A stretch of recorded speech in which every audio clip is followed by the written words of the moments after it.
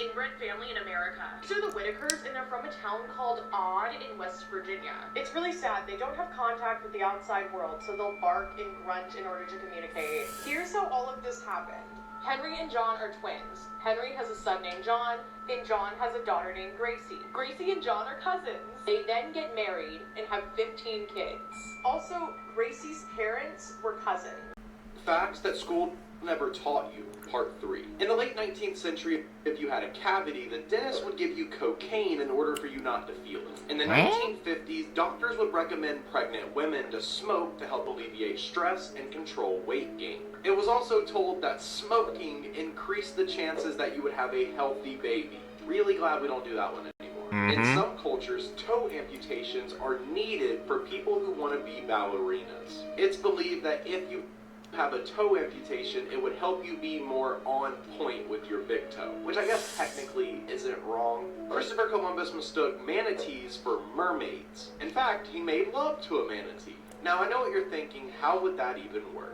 Well, it worked. In fact, it works so well because manatees have an identical vagina to humans. Do it that way you will. You have an extra 2 inches of pee-pee length that you'll never be able to see. But it still counts, right? Since the 1980s, there are 222,000 unsolved serial killer murders. And that's just in the United States. If that's not scary enough, you will walk past 36 serial killers in your entire lifetime. So make sure you're always watching your back. Make sure to like and follow for tomorrow's video. That was a wild time back then. Part 3. First American football game was played just 4 years after the Civil War. The last death by firing squad occurred in the U.S. the same year Toy Story 3 came out. Shakespeare was still alive while England was colonizing America. The Roman Empire fell just 40 years before Columbus discovered a new continent. Mozart was in his prime while the United States signed the Declaration of Independence. Before 2016, the Cubs hadn't won a World Series since the Ottoman Empire existed. The first plane crash occurred the same year the Model T came out. Crazy? Some crazy facts, man. We're learning. Now Australia is the drunkest country in the entire world, a new study finds. So the global study heard from over 32,000 people from 22 countries. It revealed that Australians on average got drunk 27 times throughout the year, and the global average, bear in mind, is 15. The average Australian got drunk, not tipsy, more than once every 2 weeks, and that's just the average. Australians also tripled the global average on seeking emergency care for their drinking. And in case you were wondering, the top 5 drunkest countries in the world are UK in 5th place, USA in 4th, Finland in 3rd, Denmark in 2nd, and good old Australia in 1st. I really thought it was gonna be the UK first, because I know UK. There's like, you could drink over there when you like, if I'm not mistaken, like when you're like 16, 17, right? At the pub, so that's shocking. I was not expecting the Australians, man, to be the drunkest country, bro.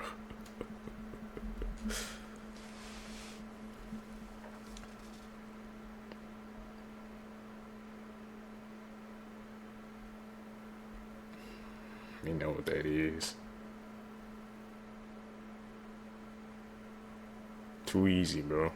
Expert level. Things you didn't know what they were for. 1. The purpose of those little buttons on jeans is called rivets, and they are placed in areas of high wear to prevent the jeans from tearing. 2. The small pocket on jeans was originally designed to hold a pocket watch. It's a 19th century design. 3 dash. The first mark at the bottom of the glass represents approximately 1 shot. The second line is for wine and the third line is for beer. 4. The shape of beer bottles was designed to encourage people to hold them by the neck, preventing the beer from warming up before finishing it. Terrifying Wow. things you don't want to Interesting. play, part 32. You and I. The rules for playing this game are simple and the rewards for winning can be great, but be warned, if you lose, the penalty will be worse than death. To play the game, you'll need to awaken your mirror twin. All you'll need to do this is a deck of playing cards, a match or fire starter, and a full-size mirror. Once you have acquired these items, you'll need to set up the mirror in a quiet room and wait until midnight. Once the clock strikes 12, you'll need to remove the Joker cards from the deck and burn them in front of the mirror while saying the words, "I know you're there, come out and play." This will awaken your twin, allowing the game to begin. To begin the game, you'll need to deal yourself 10 random playing cards face down. Before you reveal the cards, you'll need to say out loud whether you think there will be more numbered cards or face cards in the hand. If you choose correctly, then for every card you got right, you will gain an extra year of good luck. For example, if you pick face cards, and there are 6 face cards in the hand and 4 numbered cards, you will gain 6 years of good luck. But if you choose wrong, then your evil twin will be released from their prison. They will seek to take over every part of your life, locking you in the mirror in their stead. Comment whether or not you would play this game, and follow for more. Crazy history facts you didn't learn in school. Won't be playing that. Abraham Lincoln is in the Wrestling Hall of Fame. George Washington opened a whiskey distillery. During the Salem witch trials, the accused witches weren't actually burned in the... I'm gonna have to call cap on the Salem witch trials, right? Isn't there like historic facts and that actually did happen? I never knew Abraham Lincoln was in the freaking Hall of Fame of wrestling, bro. I gotta brush up on that. Perception of time. Part 3. First American football game was played just 4 years after the Civil War. The last death by firing squad occurred in the U.S. the same year Toy Story 3 came out. Shakespeare was still alive while England was colonizing America. The Roman Empire fell just 40 years before Columbus discovered a new continent. Mozart was in his prime while the United States signed the Declaration of Independence. Before 2016, the Cubs hadn't won a World Series since the Ottoman Empire existed. The first plane crash occurred the same year the Model T came out. Crazy? That's that Cubs fact, bro. It's crazy. This weird looking fish is, but this is why I won't swim in canal. That, my friend, is a sheep's head. Now you might be wondering why this fish looks like it should still be pissed about the Euro Cup. It's because they use those teeth to grind up shellfish, mussels, and clams, and in some places you can hear them munching away. You can find them in Cape Cod in Massachusetts, through Florida, the Gulf of Mexico, all the way down to Brazil. Also, they have a bad habit of stealing bait from fishermen. Luckily, they're not super aggressive, and they don't normally bite people unless you literally ask for it. But with a mouthpiece like that, they don't need to touch you to do damage to your mental. Also, the saltwater sheephead is apparently sweet tasting when cooked, but I wouldn't know because I do not have the strength to try one. Also, they're not the only fish with a dental plane. This is a triggerfish, and like the sheep's head, they look like they only exist because of a drunk dare. But unlike the sheep's head, the triggerfish lives up to its name by being highly aggressive and territorial. And the worst of all is the Titan triggerfish, which is mean enough to send you to bed with more stitches than you woke up with. Now hear me out, but he looks just like... Oh, what the... You will believe Roasted the Travis horrifying Scott. twist at the end of this story. So during the 1970s, a young couple living in Utah went on their first date. And the two of them were having a good time on this first date, but they could both tell that this wasn't really going anywhere between the two of them. It was pretty awkward between the two of them over the course of their dinner, but they decided to be friendly and just stick it out. It was getting to be pretty late at night, but right before the young couple left the restaurant to go their separate ways, the young man asked the young woman if she wanted to go on a late-night hike with him in the Utah mountains. The young woman was kind of taken aback by him asking her to do this, considering the date didn't go too well. But he explained to her that he had gone hiking in those same mountains many times before and that there was nothing to be worried about. And so the young woman decided to agree to go on this hike with her date because she thought, what the heck, maybe this will spice things up. However, when the young couple began their hike in the woods, the two of them felt very off about things. As the two of them went deeper into the forest, things began to feel very eerie around them. Both of their heartbeats began to rapidly speed up, and the two of them kind of both thought to themselves that maybe they should turn back around. But since it was their first date, neither of them wanted to be the one to speak up and say, hey, I think we should go back, so they kept on walking forward. At this point, it was basically completely black in the forest. And then suddenly, the two of them heard some movement coming from some nearby bushes. And it was right at this point when the man stepped on something soft and squishy that was very different from the rest of the trail. And it was right at this point where the two of them just felt like they should get out of there, so they both left. Ironically, this scary experience in the woods led the young couple to become closer, and eventually, a few years later, they got married. 10 years later, the married couple was making breakfast one morning while watching the news. And on the news this particular morning, they were interviewing a serial killer a couple days before he was sentenced to be put to death. And one of the questions that they asked him was if there was ever a time where he was almost caught years before he was actually caught by police. And surprisingly, the murderer said, well, yeah, there actually was this time where I was nearly caught in the woods. He went on to say that about 10 years ago, he was in the mountains of Utah trying to dispose one of his victims in the woods, when all of a sudden a young couple literally walked right into the crime scene. The The killer said that the young man in the couple actually stepped on the body of his victim that he was trying to drag away into the woods. However, since it was so dark in the woods, the young couple couldn't really see their surroundings, so they just kind of turned around and left, being spooked. The serial killer that the young couple unknowingly caught in the act was Ted Bundy. Trust your gut, man. Trust your gut. It will literally save your life. That's what you need to take from that story, Seekers. It's crazy in Utah. Don't we have like a grave digger mountain in Utah, bro? That sounds like you asking for trouble, man. This is the most disturbing Japanese serial killer that you've never learned about. This is Tasoma Mayuzaki, and this is his real hand. If his name is hard to pronounce for you, don't worry about it. You can call him his nickname, the Human Dracula. Now, the reason you might not have heard about this case is because the details of this case are so disturbing that Japanese media tried to hide this. From 1988 to 1989, he was convicted of abducting, murdering, and mutilating young girls from the ages of 4 to 7.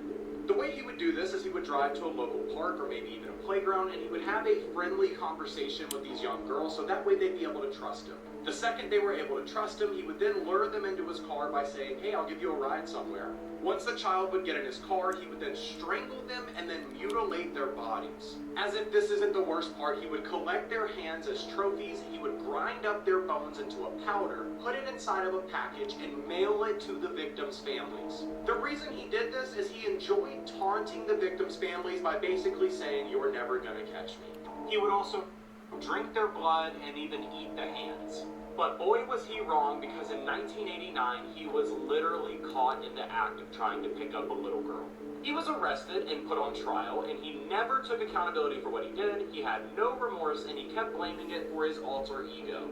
He was eventually executed in 2008, and this is why your parents tell you to never trust strangers. There are so many disturbing cases in Japan, but Japan doesn't like people to know about them because they try and keep everything really discreet. They basically don't want the public to freak out about all of these cases, but if you want to know the real deal secrets behind Japan, make sure to hit the like and follow button, and I'll explain them some in the next video. Lost inventions that could have changed the world. It's disturbing. In the late 1990s, inventor Jan Slow created the slow digital coding system. He claimed it could compress an entire multi-gigabyte movie down to a file size of 8 kilobytes. This would have revolutionized the way we store and share data. Slow demonstrated this to executives from Philips by playing 16 movies simultaneously from a single 64 kilobyte chip. And the Philips execs told Slough that he was about to be, quote, the richest man on earth. However, 2 days before the source code was going to be handed over, Slough mysteriously died in his garden of a heart attack on September 11th, 1999. And his decoding software was never recovered. Nah, that's definitely something fishy, man. Bro was about to freaking change the memory software game forever. And then 2 days later, he has a heart attack. Literally after that guy said, "You're about to become the richest man on earth." Something not adding up, man. I think something happened, bro.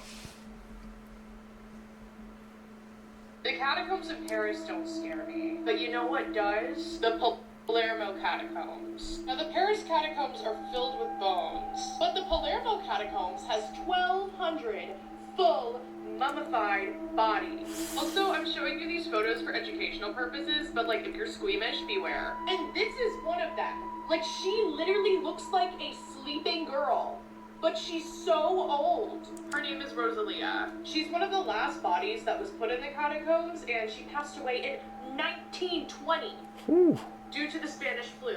And look how good of a condition she's in. But this is what I'm talking about. Like, the bodies lining the wall are creepy. And she never really decomposed. Like, she's 60 years old in this, but she literally looks like she's like a sleeping child. I can't show you his face, but a lot of these faces are decomposing, and then a lot of them are really, really lifelike, which is what I find so creepy. If you want, just Google this, and pictures will come up, and you'll get to see the faces. I just can't post them. In 2009, she started getting a little discolored, so they put her in a glass case to preserve her better. And people noticed her eyes opening and closing in the glass case. But people said when her eyes would open, they could see how crystal blue her eyes were. But then when her eyes were closed, you couldn't see this. But this happened because her eyes, like, weren't actually fully closed. So The light would sometimes play tricks. But this is like a thing that happens with the bodies in the catacombs here. Would you visit the Palermo catacombs? Let me know. And follow my TikTok, Instagram, and YouTube for more. It really helps when you interact. Nah, Have you heard about the not supernatural me. presence some hikers have seen? Apparently, multiple hikers who have been in the same extreme survival situations reported seeing the same ghostly presence. It's known as the third man syndrome, and it's when a supernatural presence appears to give comfort and encouragement to someone. I did a whole episode on it on the podcast, but this is one of the stories that really stood out to me. So in 1983, James Sevigny and his friend Richard were hiking in the Canadian Rockies. They were up part of a mountain when all of a sudden James hears this thunderous roar coming from up the mountain. And as he looks up, there's just thousands of tons of snow pummeling straight towards him. Avalanche. Get hit hard, and when James wakes up, he's in bad shape. His body had been tumbled around like socks in a dryer. He had all these broken bones and internal bleeding. And so he thinks this is it. He just lays down and accepts it. But 20 minutes later, he feels this person come up behind him, and he's under the snow, mind you. And this person says, "You can't give up. You have to live." And somehow James crawls out of the snow where he sees two cross-country skiers in the distance, and they come over and rescue him. Richard unfortunately didn't make it, but James lived. Some people attribute this to guardian angels, but what do you think? Sounded like also willpower too. Crawl out under that snow after what happened, man. But I didn't know about the third man syndrome. Happens when you climb a mountain, I guess, of that distance and that high up. We finally have a full trailer for the new horror movie Bring Her Back, an A24 horror movie by the same directors who made Talk to Me a few years ago. I'm pretty excited about this one. Usually I'm a big fan of horror movies where like a ritual goes wrong and then all hell breaks loose. Bring Her Back looks like it'll involve some kind of demonic possession, but we don't really know that much about the plot yet. So let's watch the trailer together and see what the movie could be about. Alright.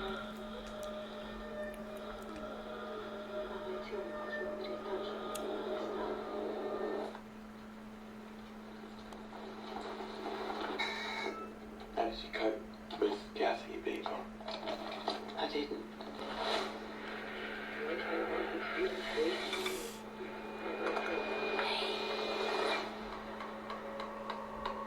What's she's doing? Or maybe she's trying to do a ritual. Your new sister and brother, Oliver. Oliver lost his family just like you guys. Needed someone to keep you in special care. Listen, I've got to tell you a secret.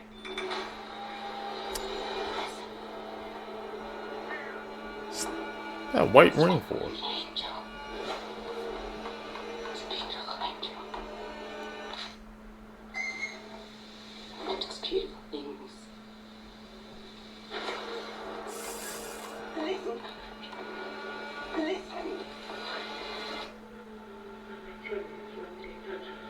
Listen. Listen. Listen. Some people believe the spirit stays in the body for months after death.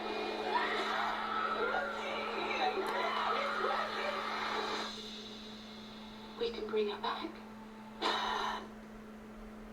Okay. This is the most inbred family in America. These are the Whitakers, and they're from a town called Odd in West Virginia. It's really sad. They don't have contact with the outside world, so they'll bark and grunt in order to communicate. Here's how all of this happened. Henry and John are twins. Henry has a son named John, and John has a daughter named Gracie. Gracie and John are cousins. They then get married and have 15 kids. Also, Gracie's parents were cousins. Photographer named Mark Lada met the family in 2004, and here's what he had to say. But we were in West Virginia just driving around looking for anybody interesting to photograph. And this windy road turns into like a gravel road, and then turns into a dirt road. And there's shacks. Every once in a while you see a house. Like somebody lives there. Very poor. There's a shack on the left. There's a trailer on the right. A small trailer. And there's about 10 or 12 people just walking around. And it's like everyone you look at, it's like their eyeballs are going this way. And not a single tooth among them. Not a single tooth in any of their heads. And they look at us and we look at them and they start yapping and screaming and barking. And yeah, some of them are just staring at us and drooling. He raised a lot of money to help them with these pictures and videos of the family. He's friends with them and he takes them shopping, and he and the police check up on them every once in a while to make sure they're doing okay. If you like my content, follow my TikTok, Instagram, and YouTube for more. It really helps when you interact. Crazy story about how we found them.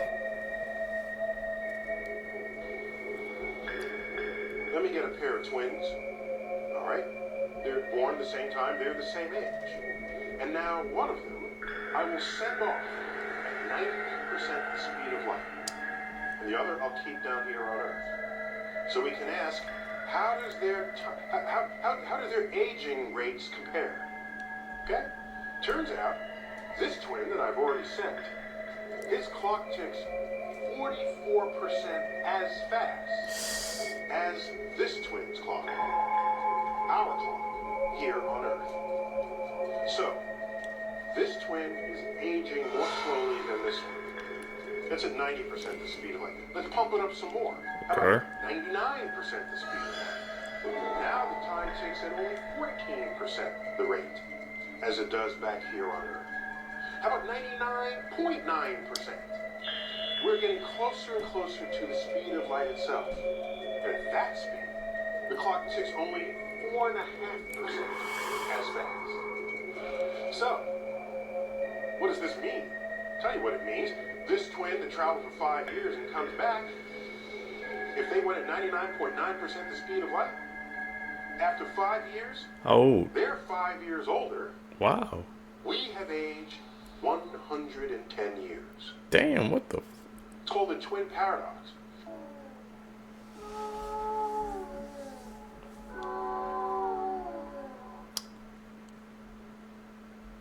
Okay, some creepy facts. We logging in, bro. Not if I. you want to keep that thing as a pet, be my guest. But first, there's some things you should know. Meet the fang-toothed moray eel. It's basically a fully carnivorous sea serpent with a mouthful of broken glass. Not to mention, they have a 900-pound bite force to go along with those daggers. Oh, and their teeth? Yeah, they face backwards. That way, when they grab a hold of their prey, it ain't going nowhere. And this is where things get weird. Inside their throat, they have a second set of jaws with a second set of teeth. And these jaws can protrude forward to help grab the prey and pull it down its throat. Come to think of it, that sounds really familiar. Anyways, what makes it even worse is they have absolutely no predators. And that's because they have this really thick slime substance inside their body. So if anything were to bite into them, they would just get a mouthful of slime, which will cause them to choke and retire from taking in oxygen. At this point, Mother Nature's just picking favorites. Moral of the story? I don't think that swimming doctor's office would make a very good friend. Maybe leave it there. And as always, follow for more facts. This is Thanks for letting us know. Story part 25. Warning. This is not a joke. The information that's going to be shared is dangerous and life-threatening. Do not, under any circumstance, commit the actions that will be narrated. This is the world's most dangerous book ever. Shams al-Ma'arif. This book was written by Ahmed al-Buni in the 17th century. But technically, the author of this book is not a human being. I never did and will never read this book. And this is your second warning. Do not read this book. I won't. Ahmed al-Buni practiced black magic, and he was in contact with the most powerful jinns and demons before he passed away. The jinns were the authors of this book. The elder generations, like our moms and dads, have heard about this book, and they were warned by it. There are thousands of horrifying stories of people who read this book. Shams al-Ma'arif explains everything about black magic. How to get in touch with the world of jinns, how to marry a jinn, and the sacrifices you have to do for the devil, and much more. Unfortunately, this book can be easily found online. One day, a Saudi Arabian man that read hundreds of books for a living decided to read this book specifically out of interest and love for all books, without fearing the consequences behind it. He reached the chapter that teaches readers how to get married to a female jinn. He laughed about it. He tried the ritual to experiment it. The first night, after finishing the whole book and completing the marriage ritual, he felt someone breathing next to his face. And on the second night, he felt a hand touching his feet. And on the third night, he heard her voice. The man was officially locked in a marriage with a demon. 5 years go by. He met a normal, beautiful woman that he fell in love with, and they both decided to get married a week before the wedding day. The bride, the bride's parents, and the groom's parents all passed and died in 3 different car crashes. These are the consequences behind this book. And it's also known from many stories of people that have died from reading the first few pages. This book is a product that is permanently available online. I beg you, do not go anywhere out of. This video is to educate you on the dangers behind this book. Do not go anywhere close to the world of jinns. We're gonna be reading that. Thanks for letting us know. And people still be trying to read that joint. It's online too.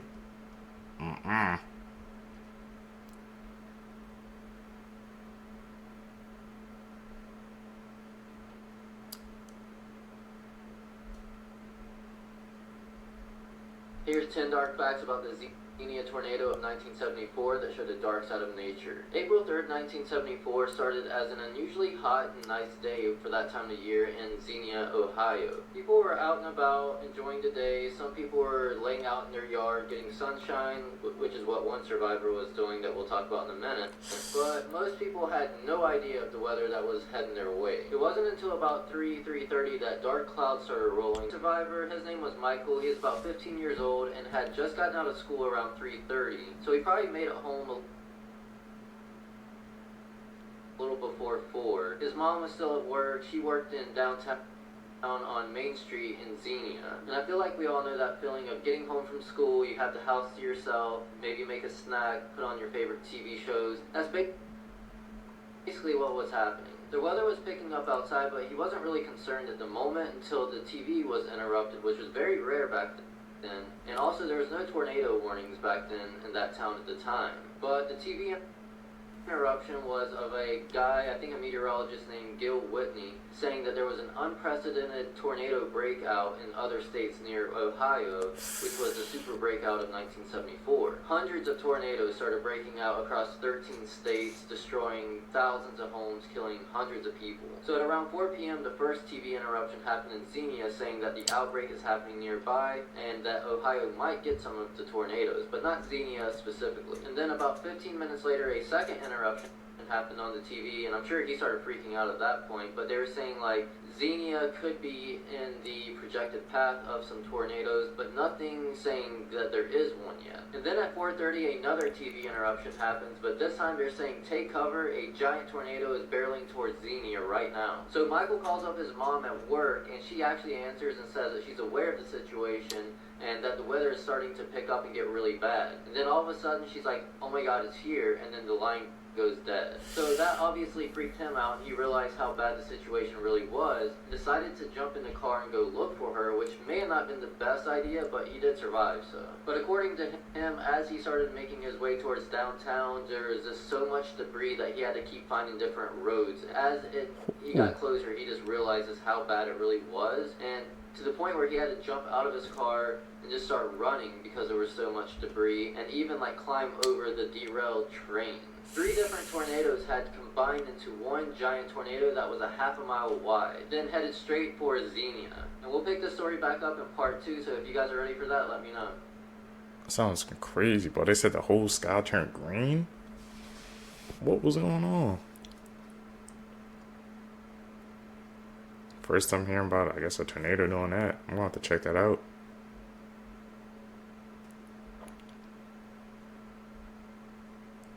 You know, at night when you have to turn the lights off in your house and you get to that last light and you switch it off and it's completely dark, and it feels like all of a sudden your house has now become the most haunted house in the world, and you have to make a run all the way back to your bedroom. There might be something to that. Now, when we are doing this, right, we put ourselves in a vulnerable position. And I think anything negative, any kind of spirit that is a negative entity knows this. This is the best time to scare us. And they're trying to see if they could scare us just a little bit to gain entry and to allow them permission to come into our lives. So this is a story I heard out of Rockford, Illinois. There was this girl, and she lived in this bigger house all alone. And it started to get late. She wanted to go to bed. So she starts going through her house, turning off all the lights. She gets to the last light, which is in the living room. And when she hits it off, and it goes completely dark, she gets that feeling. Well, she walks through her living room, and as she walks past her kitchen, she turns and kind of glances in, and she sees a woman, like in a white gown, just standing in the kitchen. And she's like, "Who are you? What do you want?" And the woman just starts walking towards her. So she takes off running to her bedroom. Smart. She closes her door, locks it, and she calls the police. The police show up, and she says, "You know, come inside, like there's a woman in my house. I'm in my bedroom, locked in there, I don't want to come out." So they go through her house, they search it, they don't find anyone. And they said, "Ma'am, are you sure you didn't just see something? Like, you know, are you just tired? Maybe it was like a hallucination." And she goes, "No, I'm for sure there was a woman in my kitchen." So they said, "Well, we can't find anything. You probably are just tired. Why don't you just go to bed?" So they leave, and she goes back up to her bedroom. And when she lays down in bed, she kind of feels like, you know what, maybe that was just, you know, in my head. Maybe I'm just tired and I need to get some sleep. Okay. So as she turns around to adjust herself in the bed, there's the woman standing right next to her. And she jumps up, she runs out of her house, and she said as she's in the front of her house, she can see the woman looking out of her window. Way too far! Joe Megler is a 22-year-old from Germany. As he was shaving one day, he accidentally nicked his cheek. A trail of blood started rolling down, but instead of getting scared, he was inspired. You see, Joe was a huge fan of Batman and absolutely loved the Joker. So instead of putting a band-aid on the cut, he made it bigger. Little by little, he stretched it even bigger until eventually there was a hole in his cheek. Today, Joe does everyday things like brushing his teeth through the hole and even eats food through it. Subscribe if you think this is gross. That's crazy, bro. You got inspired by 4 disturbing all over facts Christmas, about your man. body. If your body's immune system finds out about your eyes, it will blind you. Yes, that is correct. Your eyes and your body have separate immune systems.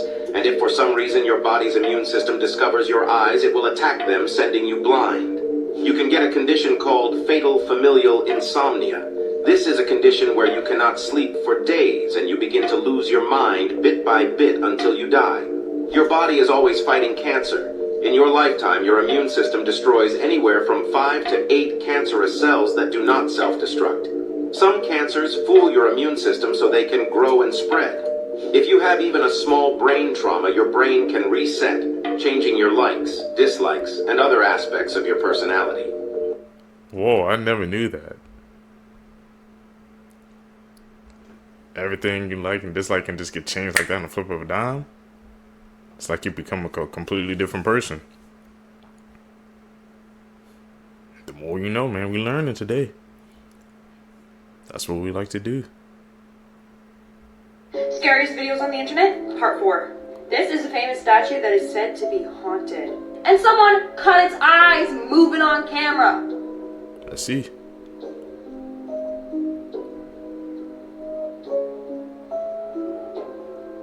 Oh, I definitely, y'all saw that? There was movement. What in the night at the museum is this? Or was that an edit? Or just a high class edit, bro? Scary fact you wish you never knew. There is a shack called the Devil's Toy Box in Louisiana, and for some reason people who go in lose their mind. Do you know the tingly feeling you get when you eat a pineapple? Yeah. Well, that's because the pineapple is eating you. It has an enzyme called bromelain, and that enzyme eats meat, which you're made of. Now you can check if your phone activity is being monitored. Just click on share, slide all the way to the end, click more. And if any apps appear before your contacts, you should delete it immediately. Sharks have been around for 420 million years, meaning they have survived all 4 big mass extinctions, making them older than dinosaurs, mountains, Mount Everest, and even some trees on this planet. The person who invented homework came up with the idea as a punishment for students. You are a slave. Let me explain why. We are being controlled in this world. Everything we do, every move we make is remotely controlled by these people. Every human is born with the pineal gland. The pineal gland is known as the third eye or the sixth sense. It enhances your spiritual senses. It makes you analyze information faster. It makes you take the right decisions. It makes you sleep better, and much more. These people don't want your pineal gland to be activated because you become smarter and stronger. They deactivate your pineal gland using fluoride. They add fluoride in everyday necessities we consume. Drinking water has fluoride, and it's been proven that fluoride is cancerous. What is the first thing you do in the morning? Brush your teeth. Yeah. Toothpaste contains fluoride. We are constantly shutting down this gland. Without this gland, we are more prone to weakness, staying up late, depression, and anger. Good news though, fluoride-free products exist. Seekers, are y'all gonna make that switch? I definitely am, man. Fluoride, but like you said, the first thing you did is brush your teeth. That's the first thing you do in the morning, man. It's in these everyday products. They're trying to take out our sixth sense for our pineal glands. Nah, man, we want ours open, bro. We will be making that switch. This is how people react when they are told how long they will be in prison. Jacob Matthew Morgan, sentenced to 137 years in prison. Smith Riley, sentenced to life in prison without parole. What did they do? Cameron Herring, sentenced to 24 years in prison. They had to do something heinous, man, to get those sentences. They starved their 10-month-old baby. Sentenced to life in prison without parole. Why does he look so shocked? Dylan Shoemaker, sentenced to 985 years in prison. Nico Jenkins, sentenced to death. He do not care. People reactions after they get sentenced, man, doesn't always amaze you because they act like their actions don't have consequences. Then they try to get all sad and upset. It's too late now.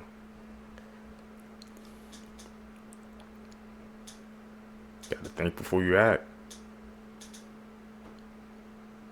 That's an edit. This teacher was caught doing it with an 8th grade student. And apparently it was almost daily. The kid was 13 years old and now she will serve 10 years in prison. This happened in Texas. The teacher behind me, her name is Alexandria Vera. She's 25 years old and this 13-year-old got her pregnant. She stated the relationship happened in the Instagram DMs and his family apparently approved of this relationship. The judge and the school district said that they want their teachers to teach students, not put their hands all over their students. She was originally going to get 30 years in prison, but the judge said, I don't think she's that bad, and gave her 10 years. Apparently this relationship blossomed in 2015 around summertime. The boy kept advancing, she kept denying, but eventually she gave in apparently. Prosecutors said based on evidence, they did it daily for 9 months straight. And apparently during the entire ordeal, to get away with this, she told her neighbors that the boy was her brother. And now it gets even weirder. She even moved his father in with her so she could pretend she was dating the father when in reality she was the kid. This was kind of a mask. She was also paying for the family's groceries and phone bill. This kid literally had a sugar mama. Now Alexandria Vera has a 6-year-old daughter that even called the 13-year-old kid her dad. What an interesting case. Let me know your thoughts in the comment section below. If you're from Houston, Texas, did you hear about this case around you guys? As always, these videos are for informational purposes only. Once again, let me know your thoughts in the comment section. I definitely feel like she should have served life for this. She knew exactly what she was doing, but the court system was pretty lenient on her. Dark things Disney doesn't want you to know? Part 15. That family's So in insane. part 14 of this series, I talked about the deadly monorail crash that killed a 21-year-old worker at Disney. This isn't the first time that this ride has taken someone's life.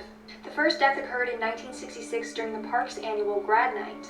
Pictured here is 19-year-old Thomas Guy Cleveland. He attempted to sneak into the park on that night. He successfully managed to climb over the park's 16-foot high fence, and then he got onto the monorail tracks. But while on the track, the monorail train struck and killed him.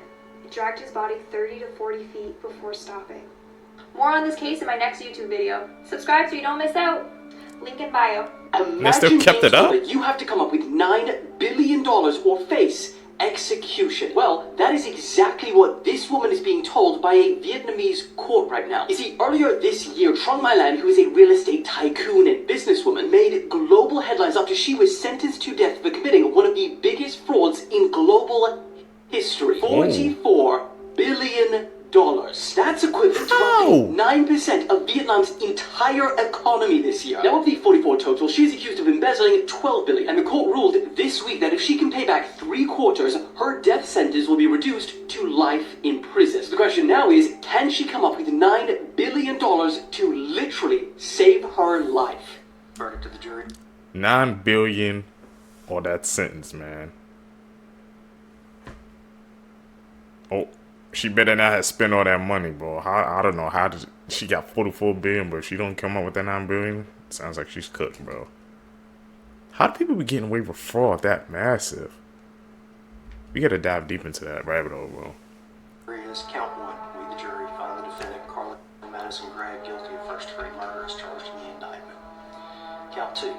We, the jury, find the defendant, Carla Madison Gregg, guilty of attempted murder as charged in the indictment. Count 3. We, the jury, find the defendant, Carla Madison Gregg, guilty of tampering with evidence as charged in the indictment. Please be seated, Mr. Gregg. All counts. 1, 2, and 3. Boom, boom, boom.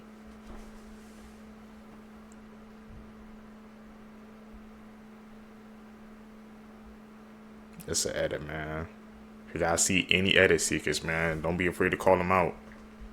Sometimes I might miss them, and y'all can catch on to it.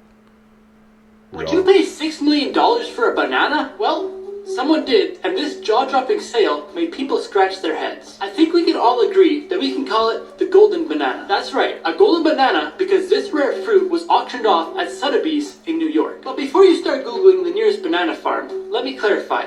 This isn't your average potassium-packed snack. It was a piece of art. And guess what? The buyer was someone with deep pockets and a love for eccentric art. To the point that they don't mind spending this huge amount of money for a literal fruit. So, what do you get after spending this much money? Well, a banana with duct tape. Despite this, the price skyrocketed to a mind-blowing $6.2 million, and people on the internet lost it. And who was the lucky buyer? A savvy Chinese man who wasn't about to let anyone snatch away his golden prize. In the end, some say it's a statement. Others just want to know if the banana comes with a side of luxury dip. Sadly, no one knows.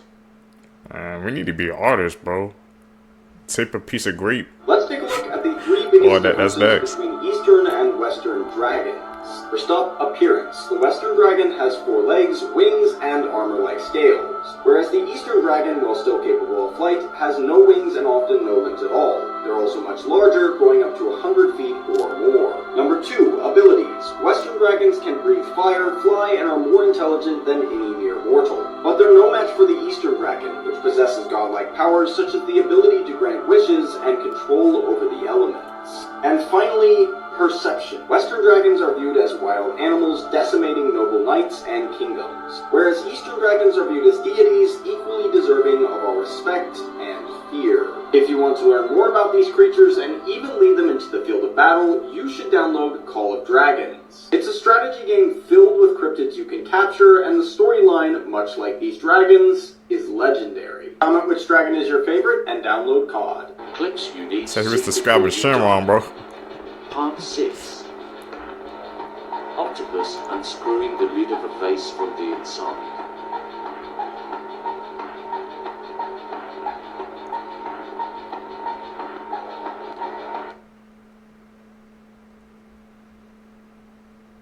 Whoa. This is how a clam digs into sand.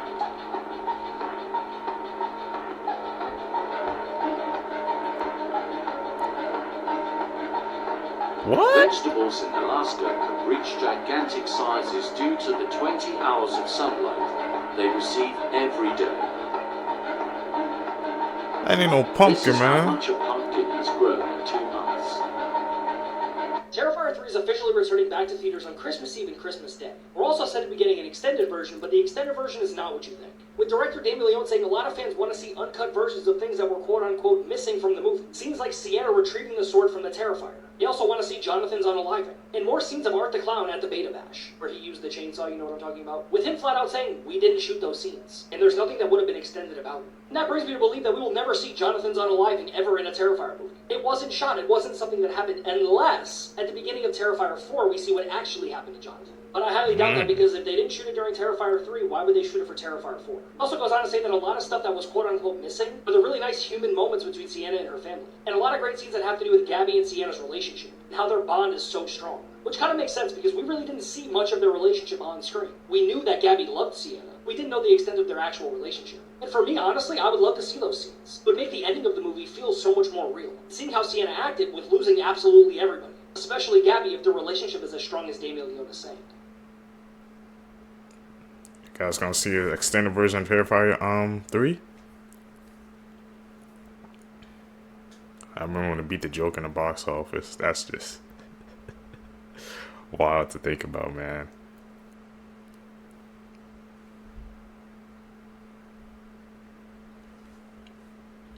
We see through these edits, bro.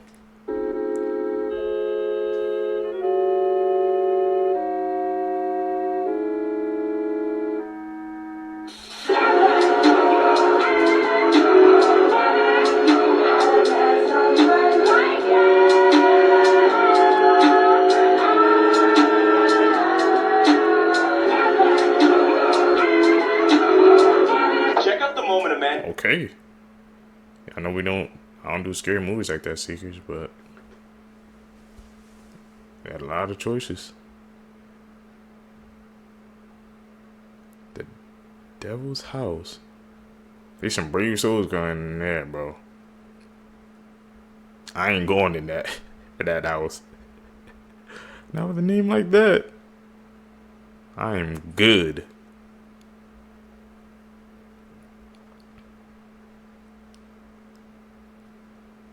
What did they find in there?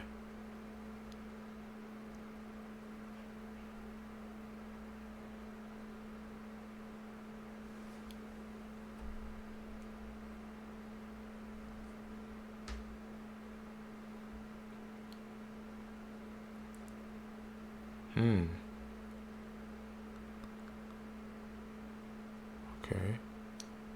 Seems empty so far. So this cop says that he was actually abducted by aliens. One night in Argentina, a police officer named Sergio Pucheta requested for backup from his base over the radio.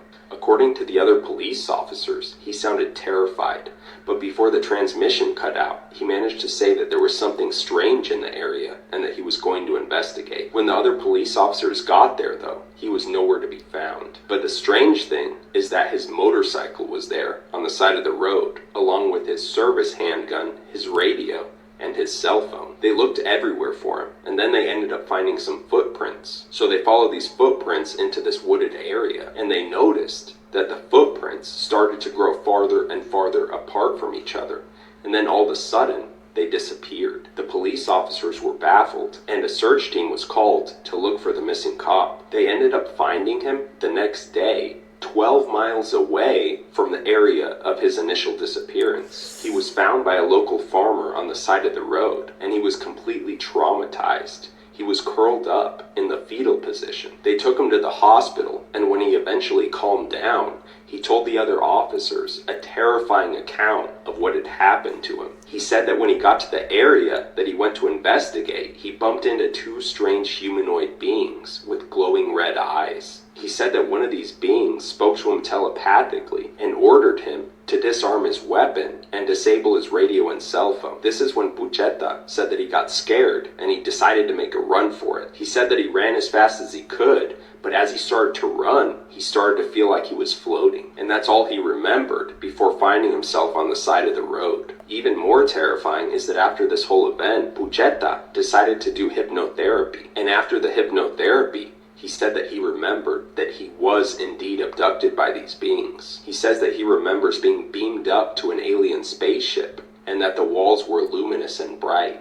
and then he says that he remembers being placed on a table or bed. Unfortunately, for police officer Sergio Pucheta, he was let go. Lady married her dead boyfriend. In 1978, in a small town in Ohio, there was a woman named Linda Smith who was head over heels in love with her boyfriend. They had talked about marriage endlessly, but just weeks before their wedding, her boyfriend tragically died in a car accident. Linda was devastated. Her boyfriend named Lemmy Leaf was the best boyfriend ever to her. One evening, Linda couldn't take it anymore, and she dug up her boyfriend's grave with the help of her two brothers. She announced she was still going to marry him. The townspeople were baffled, and some thought grief had driven her mad. Linda planned an eerie wedding party and invited everyone, wearing a white dress beside Max's corpse in a suit. Then came the twist. Linda didn't plan on returning her boyfriend to his grave.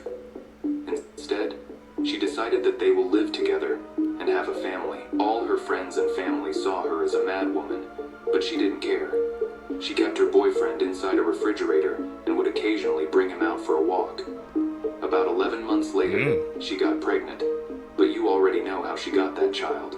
Creepy last words people said right before dying. Laura says that she works in a palliative unit, and many dying patients claim to see nuns. The nuns are said to be dressed in all white or all black. She said that many patients' last words before they died were related to the nuns. She said that one time a patient told her, "Will you tell the nun to stop waking me up at night?" She kept waking me up to see if I was okay. On another occasion, she asked a patient who he was talking to, and he replied, "The nun sitting over there." One night, Laura was sitting down, and she noticed someone dressed in all black go into a patient's room. She found it odd for a visitor to come in at 2 a.m., especially since the patient never had visitors before. She decided to peek in the room to see who the visitor was, but when she walked in, there was no one there. The patient passed later that night, even though Laura says that when she put him to bed that night, he didn't seem close to death at all. Laura says that it freaks her out when the patients talk about the nuns. If you hear bones, the nun is real. you at night, you better Okay. run. The Gashidokaru are a yokai from Japanese folklore dating back 1,000 years. They are described as malevolent skeletal giants that can be as big as 15 times the size of a human. It's said that these giants wander around in the middle of the darkest nights, and if they see a human, they'll sneak up behind them. The last thing the victim will hear is the clinking of bones and the chattering of teeth before the Gashidokaru reaches down with its skeleton hands to crush them, bite off their head to drink their blood. According to the folklore, these things are created when people died from war and famine and didn't receive a proper burial. Unable to move on, their souls become angry ghosts, and when hundreds of them gather together, their hatred ferments and twists into this supernatural force, bringing the bones of the deceased together into this gigantic and horrific form. They're thought to be indestructible, so the only way to ward them off is with a Shinto charm. But what do you think of the Gashidokaru? Make sure to leave a comment and like and follow this channel for more 14 content. I think the Gashidokaru, boy, if I've ever heard of that freaking anime called Attack on Titan, I'm guessing that's where it took the inspiration from, because those designs are kind of similar, bro. Hey man, like we said, we finding out watching these videos together that all pieces of media, man, they originate from somewhere, bro. Folklore, rumors, legends. That's what I learned, bro, watching these videos together with you guys.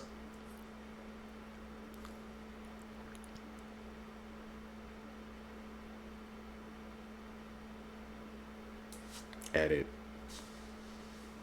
Imagine going into surgery to try to fix a condition, but you actually come out looking much worse. Well, that's exactly what happened to 29-year-old Kayla Cannon. She was born with congenital ptosis, which is basically a condition where your eyes droop, and she wanted to fix this problem, so she went to a specialist, and then she came out looking like this. Kayla decided to get this procedure done with Dr. Harvey Chip Cole, who's located in Atlanta. This doctor made a ton of mistakes during this procedure, one of them being removing half of her eyelids, which caused a lot of tightness and left her looking like this. After the botched surgery, Kayla had a serious infection and could barely close her eyes because of how tight they were. And she had to undergo 7 additional surgeries to correct the damage, and she was left with these permanent scars. Kayla's devastated because she feels like she went through this procedure only to look worse than what she did, and this is the first time that this doctor did something like this. This is another patient who was also botched, and she came came out right after Kayla spoke out about this doctor, and the crazy thing about this is that he is still practicing.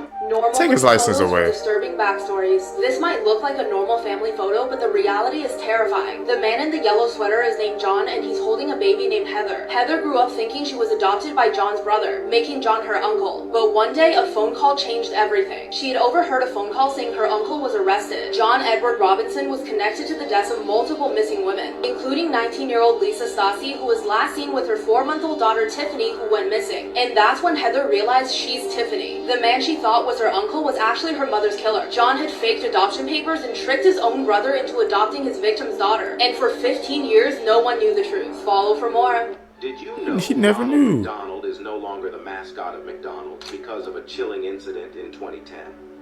This terrifying tale took place in Cuernavaca, Mexico. At a local McDonald's, a statue of Ronald McDonald sat on a bench, a popular spot for photos.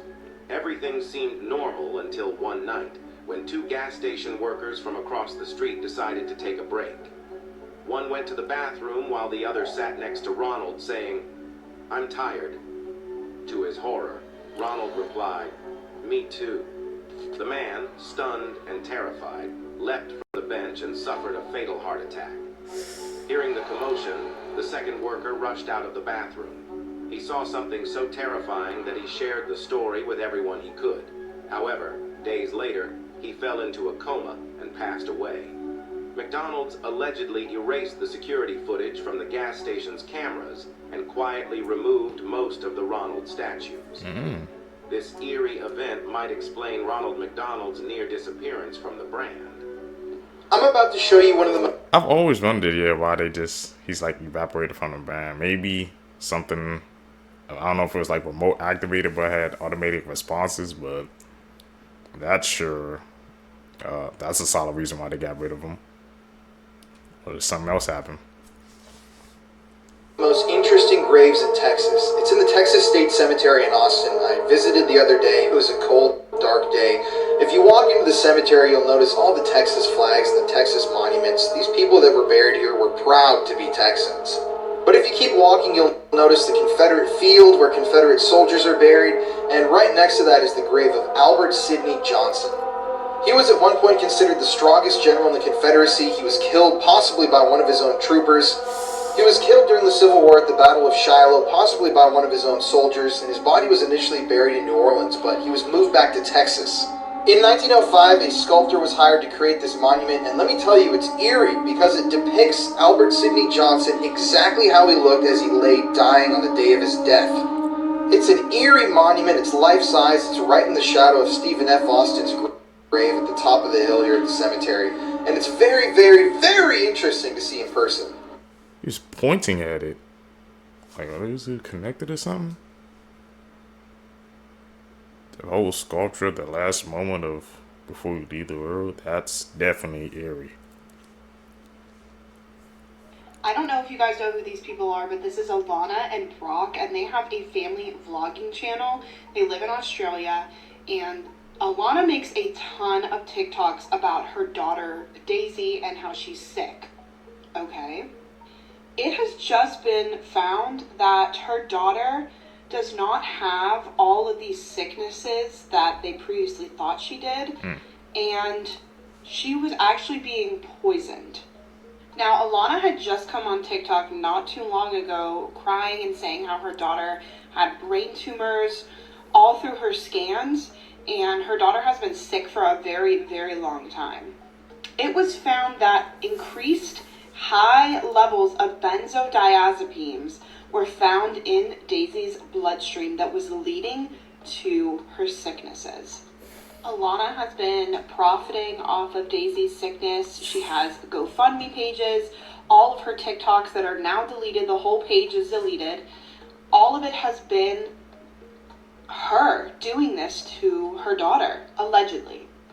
Daisy's dad said he had no clue about any of this, and the children, because they had multiple kids, were taken out of their care, and right now Daisy is recovering.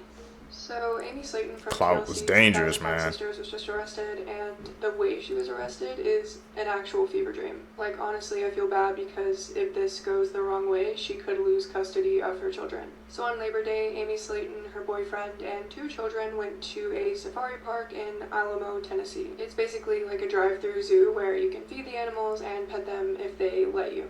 We don't know exactly how it went down yet, but sources are saying that Amy was bit by one of the camels. I don't know if the injury was so bad that Amy called the police or if it's just the park's policy to call the authorities anytime someone is bit by an animal, but the police were called, and when they approached Amy's car, they immediately smelled some green flour, if you know what I mean, and when the authorities looked inside, they allegedly saw the flour and some special mushrooms in plain sight. Amy and her boyfriend Brian Lavorne faced charges of illegal possession of Schedule 1 and Schedule 6, and because the children were in the car, they also faced 2 counts of child endangerment. We know that the children are safe and staying with Amy's family members, but Tennessee's Child Protective Services are still investigating, so this could end very badly for Amy. And as of now, I'm pretty sure Amy is still in the Crockett County Jail on a $10,000 bond. I am unaware if 1,000 Pound Sisters is even filming right now, but if you are, let me know in the comments. Oh, they're TV stars, what the hell? Out loud, you might die. Hello, my name is Tamino, the creator of the poem Tamino's Hell. I was a boy who lived in Japan. I had very strict parents who would commonly give me cruel and unfair punishments, and was beat by my sisters. One day, I wrote this poem about my journey through hell, fueled by my sisters. But be careful, do not read it out loud. My parents found this poem and dragged me to the cellar and locked me in for several days. They did not bring me food or water, and I passed away due to starvation. My spirit now haunts this poem, and anyone who reads it out loud will be cursed with the same feelings of helplessness and despair that I once felt, as well as extremely bad luck, including accidents, sudden illness, or loss of their voice, and eventually, loss of life. So don't risk it, and always remember... Dirty Facts About History That They'll Never Teach You in School, Part 4. In her famous diary, Anne Frank originally wrote many explicit details involving her lady part's menstruation and pleasuring herself. Her father, Otto, cut those parts out. John Harvey Kellogg, one of the Kellogg brothers who invented breakfast cereal, advocated for sewing silver wires through boys' foreskins to prevent them from masturbating. In 1969, Yoko Ono released a film entitled Self-Portrait, consisting of a 42-minute shot of her husband John Lennon's semi-erect member. Following its initial screening, the film was never shown again. Often referred to as the father of vegetarianism, Sylvester Graham shunned alcohol, white bread, meat, and lust. He popularized whole grain food products and originally invented the graham cracker in the early 1800s to stop people from masturbating or having sexual desires. In 1851, Graham died of complications from an opium enema at the age of 57. Damn, he was still young, man. Those facts blow my damn mind. People back in the day were had some extreme methods, man. To say the least. This man vanished in the 90s, and then 30 years later, mysteriously showed back up on his family's doorstep with no explanation. This is the bizarre case of Vasile Gorgos. In 1991, Vasile Gorgos, a 63-year-old cattle seller from eastern Romania, disappeared without a trace after leaving for a business trip. Through his work in the cattle business, he would frequently travel to other cities. He bought a train ticket as he usually did and told his wife and kids he'd be back in a few days. He left that day, but never returned. His family reported him missing to the authorities, but after months of searching, they feared the worst. Police theorized he met with foul play, and his relatives knew he wouldn't intentionally run away as he had a family and worked extremely hard for his cattle business. It was ultimately determined that he most likely passed, and his family held a memorial service for him. Fast forward to August 2021, it was a quiet Sunday afternoon when an unknown vehicle stopped in front of the Gorgos home. An older man stepped out as the car quickly sped away, and to everyone's shock, who got out of the car? It was Vasile. His family was in complete shock. He was now 93 years old. He was clean and wearing the same clothes he wore 30 years prior when he went on that ill-fated trip. Along with his clothing, they also found that train ticket he bought 30 years ago, along with some identification. But he barely recognized his family. and seems to have no memory of where he's been the past 30 years. He seems to remember events before the time he disappeared, but nothing from the 30 years he was missing. And after the media got a hold of this story, people had so many questions. As for the car that dropped him off that day and sped away, neighbors said they weren't able to get the license plate or see what the driver looked like. This is one of the strangest stories I've ever heard, and many like myself wonder what happened and who dropped him off that day. Some have pointed to him possibly having another family. Others have speculated a glitch in the universe or time travel. Personally, I am stumped. What are your theories? Where was he those 30 years? It's a glitch, bro. Like they said, glitch in the matrix. Something happened, bro. That much time You're out gone. and about and see a duplicate of yourself standing in front of you. And I'm sorry, my friend, but the end is near. Well, at least according to Irish folklore. You see, today we're looking at an entity called the Fetch. Now, the Fetch is a very simple concept. It's an exact duplicate of you. Though its appearance is regarded as an omen, usually indicating that your time is near, my friend. Though according to some, the time of day a fetch appears completely changes what it's meant to be indicating. So if you see a fetch in the morning, according to some, it's actually a good sign indicating a long life. This folklore series is quite fun, isn't it? Are you ready for the next episode? I'm going to warn everybody right now, the case that we're about to cover is easily one of the most disturbing true crime stories I've ever heard in my life, so viewer discretion is really advised for this one. This is Kevin Davis. He was 18 years old back in 2014 when this horrific event took place. Kevin lived here in Corpus Christi, Texas, and shared an apartment with his mother, Kimberly, and his sister, Destiny. On May 26, 2014, Kevin snapped. He had been having homicidal thoughts for a long time, but on that particular day, he decided to bring his dreams and his fantasies into reality. On that morning, Kevin told his mother, Kimberly, that he wanted to unalive himself, and she told him that she couldn't stop him if he wanted to. After hearing this unexpected response from his mother, Kevin went into a rage. He grabbed a cord and attempted to strangle his mother on the couch where she was sitting. But his mom, Kimberly, managed to fight him off, and in a panic, Kevin went into the other room and grabbed a hammer. Now, this is where it gets really disturbing, so if you're still here with me and you have a weak stomach, don't keep listening. Kevin then bashed his own mother's skull in with the hammer, hitting her at least 20 times, and he then grabbed a knife from the kitchen and inserted the knife into the head wound. At that point, Kimberly's head was opened up, she had a massive head wound, and her brain was exposed, and Kevin stuck his hand into his own mother's head and played with her brains. He later told detectives that it felt like putty. Now, after his mother was dead, Kevin dragged her corpse into another room and her, which is unbelievably shocking and disgusting. After all this was said and done, he went to a neighbor's house, told them to call 911, told them that he had just murdered someone, and he was arrested without incident. When Kevin ultimately arrived at the police station, he was brutally honest with investigators about his crimes. I listened to the entire interrogation, and I cannot unhear some of the things that he told investigators. It's vile and shocking. But at one point, he smiles at the investigators with a little grin and says, "Yes, I guess I lost my..." to a corpse. After his trial, he was handed down a sentence of life in prison. He's still alive, he's still in Texas right now, and he even admitted to investigators that if he was given the chance, if he were out on the street again, he would kill again.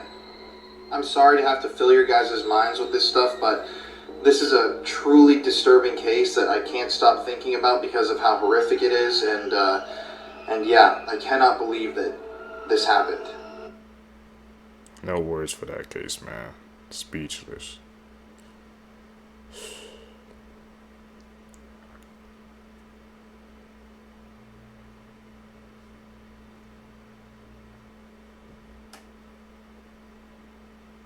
Let's look at that. This case is considered law enforcement's most baffling case. Jason Jolkowski was born on June 24th of 1981. Jason's parents were Jim and Kelly. Jason was incredibly loved, and he would become a big brother when his little brother, Michael, was born. Jason was more of a quiet kid. He didn't really have like a huge group of friends. He was very mindful about the people he let into his life, so he did have a small group of friends and he was very loyal to them. But Jason was also incredibly intelligent. He had dreams of being a radio DJ, and he did work part-time while he was in college as a DJ, and people said that when he was on radio, he became very peppy and lively. Like, it was a completely different personality. He was very talented at being a DJ. He was currently taking a break from his classes at the community college he was going to in Iowa because his parents simply could not afford it. But he very much planned on going back to school. He had just recently gotten another job that offered tuition reimbursement, and he was very excited to continue his studies so he could become a radio DJ. But on top of wanting to be a radio DJ, he also was very religious and talked about maybe one day becoming a priest. Jason was not the kind of kid that was involved in partying or drugs. He was a very studious and responsible young man. But before he was starting this new job, he was currently working a job at Fazoli's. On June 13th of 2001, Jason was called into work. His boss called him and asked if he would come into work early that day at Fazoli's. Jason agreed to this, but his car was currently in the shop getting work done to it, so he told his boss that he would just walk to work, which would have been about 4 miles away from his home in Omaha, Nebraska. But his boss said, we have another person coming in, I can have them come pick you up and take them to work. So Jason agreed to meet with this person at the high school that both him and his coworker had gone to school at. This would have been about 8 blocks away from his house, or half a mile. They agreed to meet at the school at 11 a.m. and the last known sighting of Jason was about 10:45 in the morning when their neighbor saw Jason and his younger brother Michael taking the trash cans from the street back to the garage. This would have been about 10:45. Jason is then seen walking toward his high school right after taking these trash cans back from the curb to the house. And sometime in this 10-minute walk, it would have been about 10 minutes to get from his house to the high school, Jason simply vanishes. We'll get into more in part 2. Give me a couple of minutes to... This is the scariest truth about hell I bet you didn't know. You see, when Jesus returns and sets up the holy city, Jerusalem, and when we get our heavenly bodies, and when we're reunited with our families and loved ones in eternity, did you know that hell would be open for all to see? Don't believe me? Read for yourself. Verse 24, the Lord says, as they go out, they will see the dead bodies of those who have rebelled against me, for the worms that devour them will never die, and the fire that burns them will never go out. All who pass by will view them in utter horror. There's a reason you're watching this video. Hell was not made for you. Jesus is coming back, and he gave his life for you so you don't have to go there. Like and comment below. Wow. Follow and subscribe for more. Updating our knowledge base. That's what we do every single day.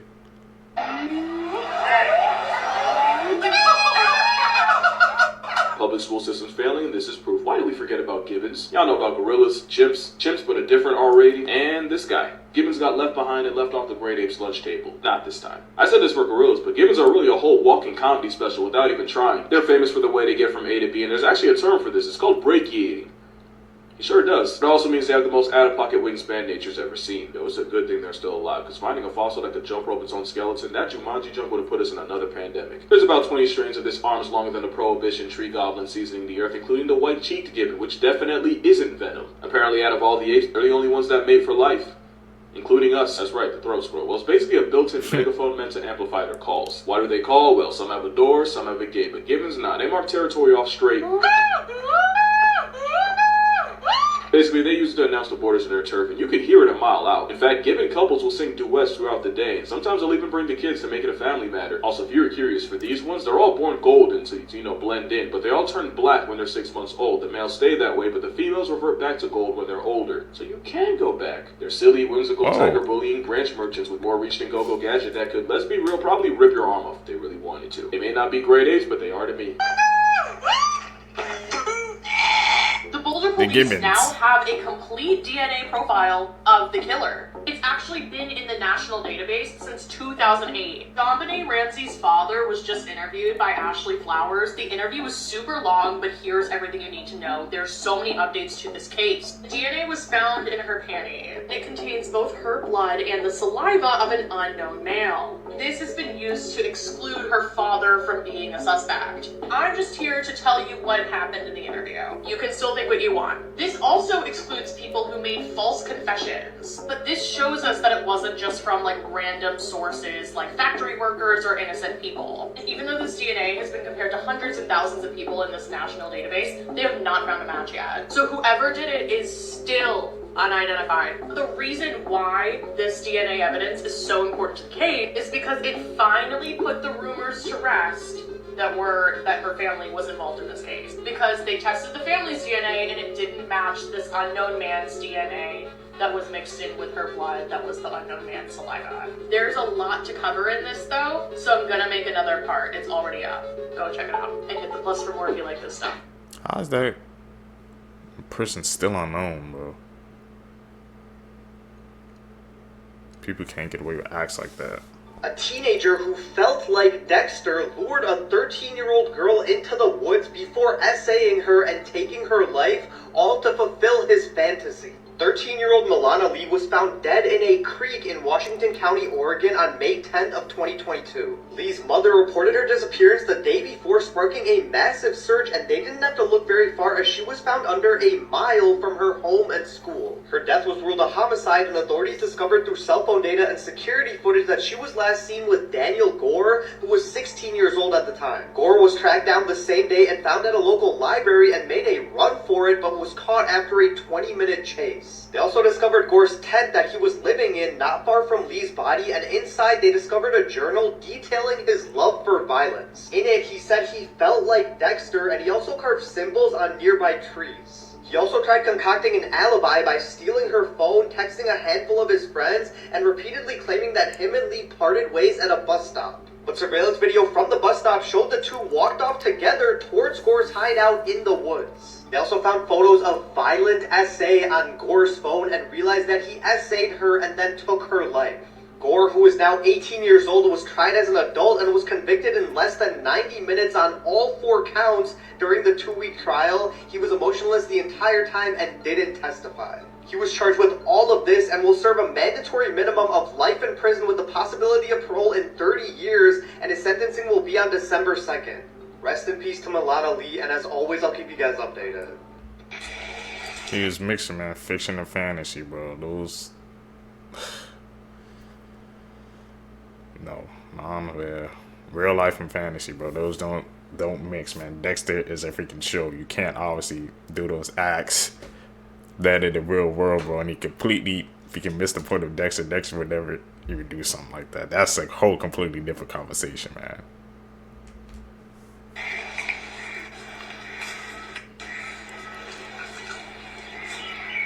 As an animal nerd, I love this video because it murks the two birds I've been throwing stones at for a minute. Cows are proof that animals are only as vegetarian as their options. There was one time a cow in Australia was caught slurping a python like it was a crunchy fruit roll-up. Really took a whole sand python to their mouth and sucked the skin off that snake. Calm down. They also chew on kangaroo carcasses, but the point is, a lot of the animals you think are herbivores tend to get all kinds of creative when they're dealing with some kind of deficiency. It's why giraffes eat bones, why deer pack up poultry, and why hippos...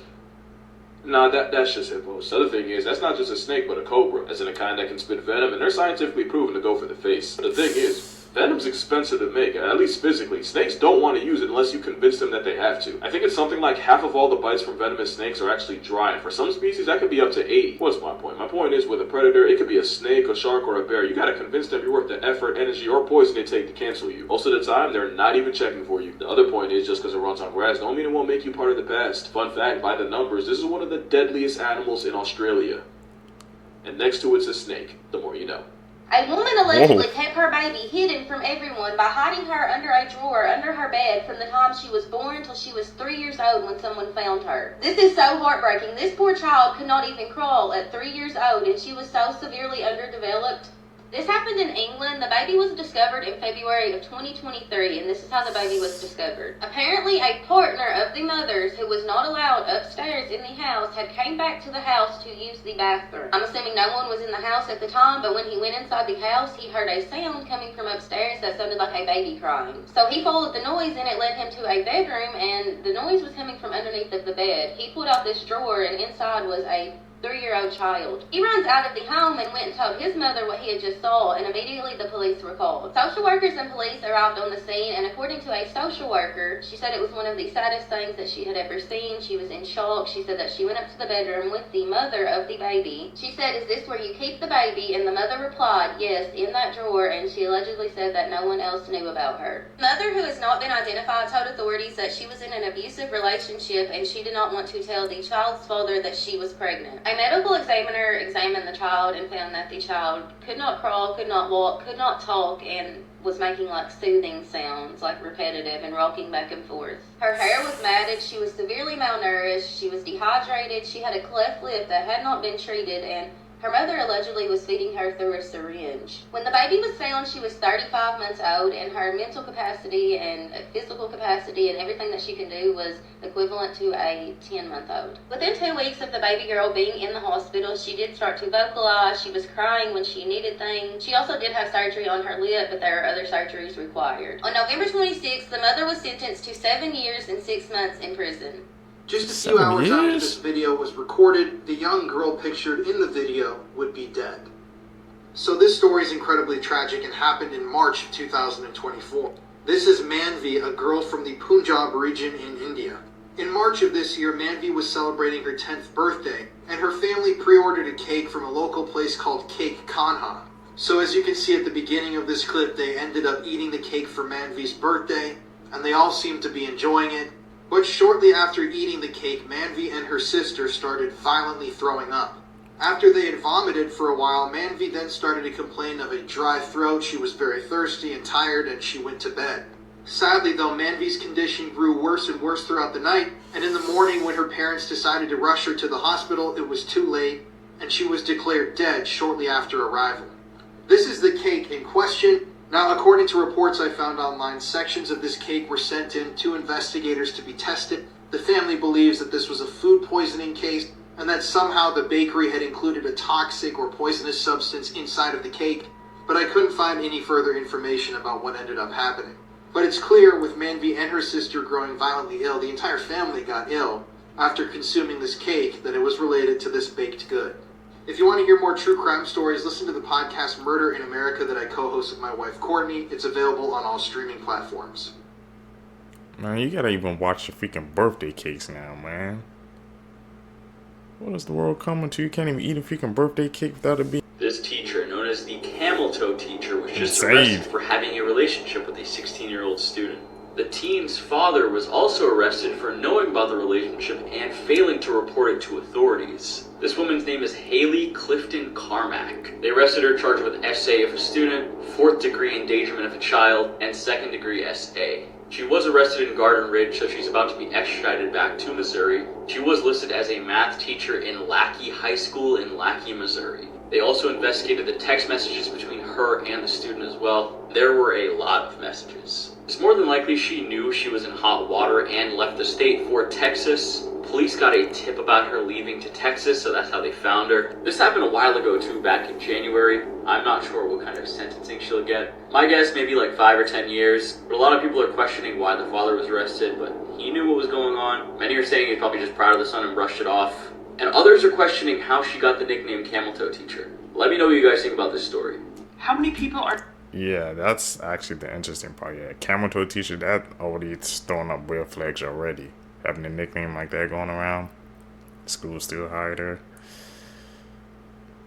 And that don't even get me started on the dad, man. Just fed his son to the wolves. We gotta be aware. Are needed to execute an inmate on death row? Well, it varies from state to state, but in North Carolina, 12 people, all part of the execution team, are present. The team includes 1 physician, 2 registered nurses, 2 EMTs or paramedics, and 7 correctional officers. The physician's role is to monitor the inmate's breathing and heart function. They must notify the warden immediately if the patient has any undue suffering or pain. The role of the registered nurses is to supervise the administration of the lethal injection drugs and supervise the insertion of the IV. The role of the EMT or paramedic is to insert the IV and place the EKG leads. The roles of the correctional officers differ. One is called the executioner, who actually administers the lethal injection. 1 or 2 of the guards are in charge of transporting the inmate from his cell to the death chamber, and the remaining officers are in charge of security. Little challenge question for you. If there are 5 healthcare professionals, one of whom is a doctor, in the room, why do you think a correctional officer is the person in charge of administering the lethal injection? I think it's because isn't like a doctor's oath is like they can't do no harm to a patient. I think that's my best guess, man. That they took an oath you can't do no harm to a person, so that other guy, well, the correctional officer, has to administer that shot. I couldn't be a part of something like that, man. Imagine being around that every single day. Tough job. Very tough job. To a crocodile because of his disability. 6-year-old Vinod lived in India with his parents Ravi and Savitri Kumar. His mother worked as a house helper and his father worked as a construction worker. Vinod's parents would often fight about his disability, and his father would taunt his mother about giving birth to a deaf son. His father would go as far as telling his mother to just get rid of him. One night in May of this year, Savitri was getting tired of her husband's daily taunting and arguing about her son, so she knew she needed to do something. It was around midnight and Vinod was asleep, so she carried her son and threw him into a waste canal, and this was a crocodile-infested river. When Savitri returned home, her mother's senses returned and she realized what she just did. She started screaming that she threw her son into the river. Neighbors heard her scream, so they went over to help her to go look for Vinod, and they alerted the police. Police arrived at the river. It was nighttime, so it was very hard to see if Vinod was somewhere in the water, so they decided they were going to check the next day. The following day, they found the deceased body of Vinod, and it was inside of a crocodile mouth. Vinod suffered from serious bite wounds, and he was missing one of his arms from the crocodile. Ravi and Savitri were both arrested for murder and are awaiting trial. William Moult disappeared off the face of the earth for 22 years, and he was only found because of a Google Earth discovery 22 years later. In November of 1997, William Moult was at a Florida nightclub enjoying some drinks. He decided to pack up and go home to his girlfriend. However, that night, William would never make it home, and his girlfriend began to panic because he was not one to have erratic behaviors, and he was also not one to be late to anything. His family and his girlfriend hadn't heard from him for hours, so they called the police and filed a missing persons report. His car, which was a white Saturn, could also be found nowhere. It had no leads or anything like that, and the case went cold for 22 years. There would be no leads until 2019, when a random resident in the area was messing with Google Earth and found the image of a car in a pond. The resident decided to call the police to have them investigate, and when they pulled the body out, it was confirmed to be William Moult in there. They took a look back at the plans in 1997 when he died, and there was no residential homes around this area. However, the irrigation pond had been built and there was no lights. So they suspected he accidentally crashed into this pond because of no lighting. Then he was unable to escape his car. It's crazy how something as simple as Google Earth can crack a 22-year-old cold case. This gave closure for William's family and his girlfriend. Originally, it was thought something really bad happened to him on the way home. Maybe somebody took his life or he took his own life. But Google Earth solved this case. Let me know your thoughts. What is one true crime case that you just can't stop Thankful thinking for about? Google Earth. I always wonder what really happened to 6-year-old Catherine Corzilius. On August 7th, 1996, Catherine, along with her mom Nancy and her brother Chris, were out running errands. Catherine's dad was Paul Corzilius, who at the time was the tour manager for John Bon Jovi. That day was Paul's birthday, so they were all out looking for a present for him. They all lived on Elder Circle, which is a small neighborhood near Austin, Texas. When they got back to Elder Circle, Catherine wanted to pick up the mail from the community mailbox and then walk home. The mailboxes were only about 1/8 of a mile from their home, and Catherine had done this a few times before, so her mom let her. Catherine would take the shorter route home, while her mom and brother would take the longer route around Elder Circle. This way, they would be getting home at almost the same time. But once Nancy and Chris got home, with still no sign of Catherine, Nancy sent Chris to go and look for her. But when Chris couldn't find her, Nancy started searching for her by car. Within minutes, they found her laying in the middle of the road on Elder Circle. She was unconscious, but still breathing. According to Nancy, she didn't want to make her daughter lay on the hot pavement, so she picked her up and took her to the hospital. Little Catherine suffered from a fractured skull and never regained consciousness, and sadly, she died later that day. Authorities initially thought that Catherine was a victim of a hit and run, but certain things didn't add up. Where Catherine's body was found was in an unusual spot. Her mom last saw her walking towards their house, but her body was found a little over a mile away from their home in the opposite direction that she was supposed to have gone. Catherine's body was actually found along the route that her mom and brother took to get home, and the autopsy only deepened the mystery. The autopsy showed that Catherine didn't die from a hit and run. Along with her head injury, she also had abrasions on her left shoulder, lower back, right hip, and her knees. The ME found that Catherine had either jumped,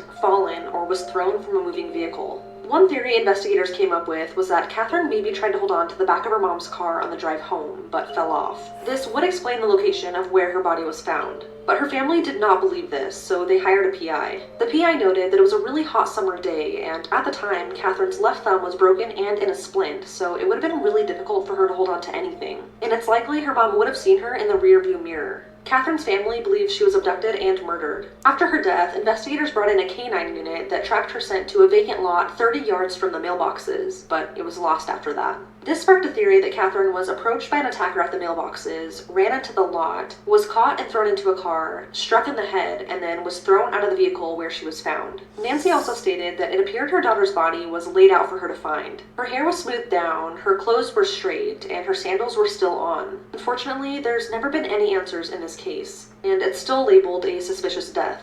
Jon Bon Jovi wrote a song dedicated to Catherine called August 7, 415. And sadly, in March of 2020, Catherine's brother Chris, who grew up to be a police officer, was tragically killed in a car accident.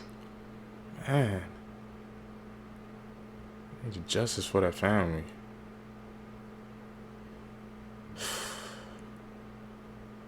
Imagine growing up knowing that you were adopted, and 60 years later, when you take an ancestry DNA test, you find out that your birth mom was the victim of one of the most notorious cold cases in American history.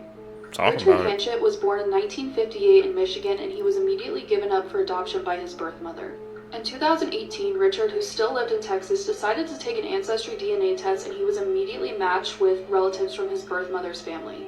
He connected with them and even went down to Tennessee to finally meet them. And that's when Richard learned that his birth mother, Ruth Marie Terry, had been missing since the early 70s. For decades, her family searched for her, but they were unable to find her, until 2022. In October of this year, the FBI and Massachusetts State Police announced that nearly 50 years later, they had finally identified the victim of the oldest unsolved homicide case in Massachusetts, the Lady of the Dunes. And the Lady of the Dunes was identified as Ruth Marie Terry. On July 26, 1974, a little girl was hiking with her family when she came across the body of a mutilated woman. Her hands were missing. Police believe this was in an attempt to get rid of her fingerprints so they couldn't identify her, and her head was nearly severed. Detectives searched motels and rooming houses and even reviewed thousands of missing persons cases from Massachusetts. They also used clay models to recreate what the Lady of the Dunes might have looked like. Her case unfortunately went cold, and some even speculated that she was the victim of the South Boston gangster Whitey Bulger. In 2000, authorities had her body exhumed to extract DNA, but it wasn't until recently that they were able to use genealogy testing to identify her. This is the same technique that was used to identify the Golden State Killer. Now flash forward to November of this year, authorities announced that they had a new development in the investigation. They had now identified the Lady of the Dunes. Now they had to identify who her killer was. Authorities revealed they were seeking information on a man who was already deceased. This man was known as Guy Rockwell Moldavan. Guy was an antique dealer, and he was actually arrested in 1960 in connection to the disappearance of his former wife and her daughter. Remains believed to be theirs were found in their Seattle home. He only served a suspended sentence, so he actually got released in 1962. Now, court records indicate that Guy and Ruth actually got married in Reno, Nevada in February of 1974, just months before she was killed. Now that they have her identity, this case is being treated as a homicide investigation by the Massachusetts State Police and FBI. It should. The public is actually being asked to review Terry's Seeking Information poster. This includes newly released photos and a little bit more information. This case is still ongoing. This girl got caught digging a hole in the backyard to bury her newborn in just hours after she gave birth to him. And I'm going to give you a trigger warning because the details of this are pretty messed up. Her name's Leticia Rodriguez. She's 17 years old from Marietta, Georgia, and she was arrested on Sunday after she got caught digging the hole by her uncle. According to the report, she gave birth to the baby without anybody's help in the early hours of Sunday morning at her home. After the baby was born, she allegedly ended his life, and I'll tell you how. And then she wrapped him up in a blanket and put him into a grocery bag. Then about 6 hours later, she decided to go out next to this big tree and start digging a hole. Her uncle came out and caught her doing it and called authorities, and when they arrived, they found the deceased infant at the property. Now, she was originally charged with concealing a death, abusing a dead body, and abandoning or throwing away a dead body, but they announced on Friday that she has more charges. An officer said that the baby was very clearly injured, so when they started questioning her, she actually talked. So look, a previous arrest warrant outlining the earlier charges indicated the mother admitted to police that she had used a sharp knife to remove the umbilical cord from the newborn's neck after birth, causing a large laceration on the infant, but that is not the worst part. The mom also allegedly admitted to using a pocket knife to cut out the deceased infant's heart. I had to read over that part like 5 times because I was like, there's no way in hell I'm reading that right. But yeah, that's what she did. The latest warrant accused the teen of causing the death of the infant, which led to the felony murder charge. She was also charged with felony aggravated assault with a weapon. Now, Leticia and her family were originally from Guatemala, but they had moved into that home about 2 years prior. And when neighbors spoke to the police, they weren't able to give them a lot of answers because apparently they never even noticed a teenage girl was living there. She was sent to the hospital to receive postpartum care, but when she's released from there, she's going straight to jail. Police say the investigation is ongoing and she might receive additional charges after the medical examiner determines the exact cause of the baby's death.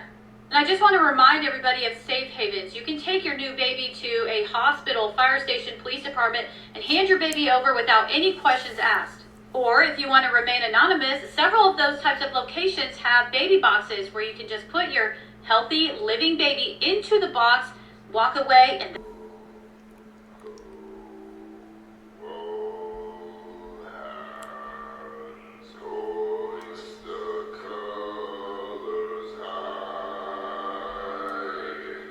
okay.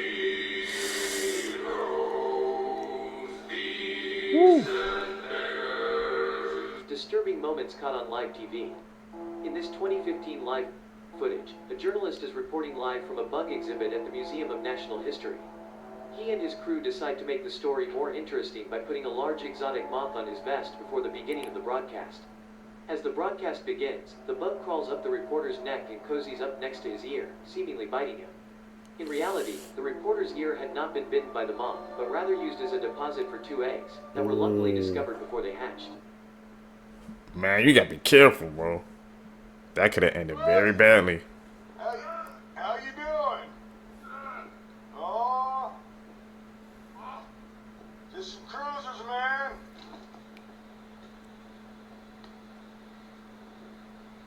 That's crazy shit. It's crawling at me like a goddamn. What's up, dude?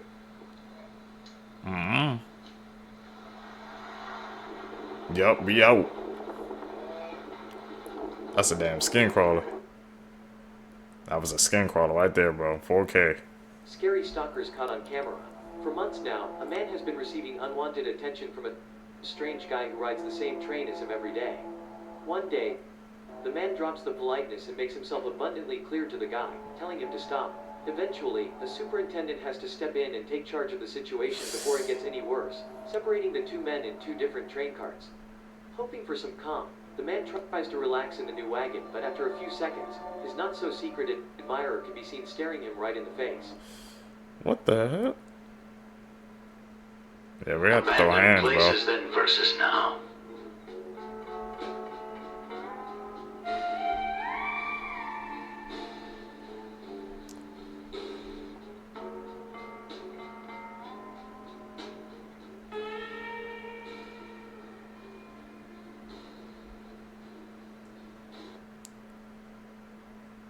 I don't know what happened to make them go abandoned, but it's crazy.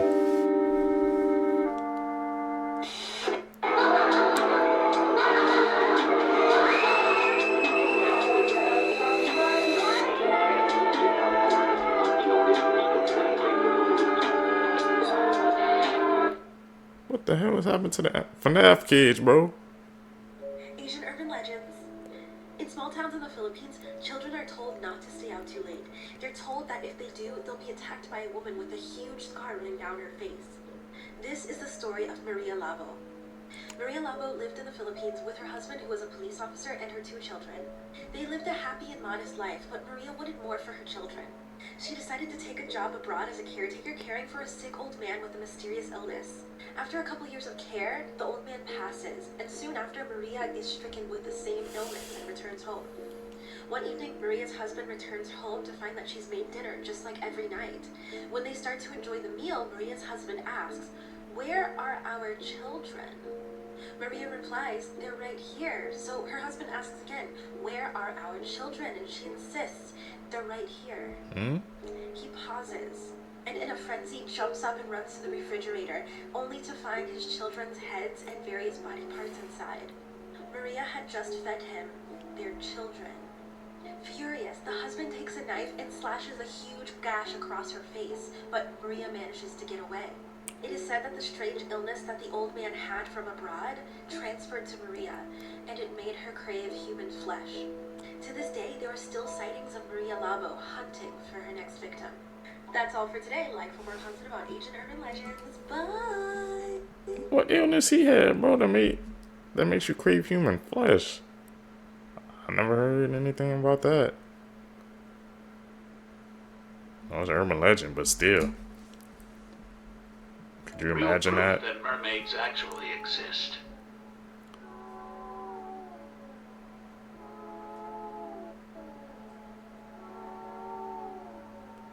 Crime on a shark. It's actually smart. More than 80% of the ocean has never been explored. Scary fact. Slow-mo. Is that a mermaid confirmed? You won't believe how ships get refueled in 40K. And spoiler warning, it has a 100% fatality rate. In order for their ships to travel faster than light, the starships in this universe literally take a shortcut through hell. And in order to do this, they use this thing known as a warp drive. Warp drives are incredibly powerful, but they come with a major catch. They have to be refueled by hand. The individuals that are chosen for this task are forced to carry massive metal coffins on their backs. The fuel they contain is insanely radioactive, and they're forced to make the journey to the ship's warp drive on foot. The entire time, the radiation is devastating their bodies.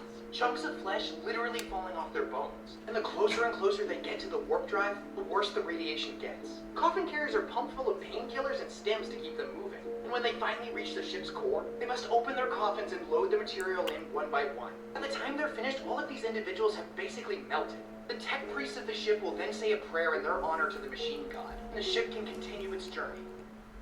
Damn, so Warhammer, I'm guessing that's what the 40K stands for. I know the Warhammer. I know that lore is freaking massive, but I never knew that. So that's basically a death sentence. That's why he has that list. Okay. Any seekers are any Warhammer fans? You know the lore? Let me know.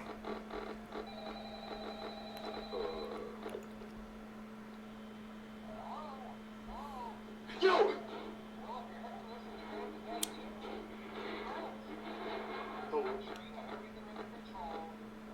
Oh my god.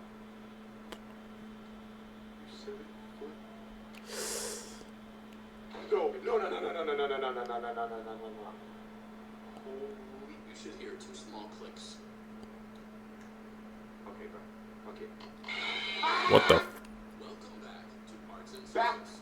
up! There have been customer complaints Why is there about a Chica's roach? inaccurate smell. Simply press the 2 buttons located on the sides of Chica's head. At the same time?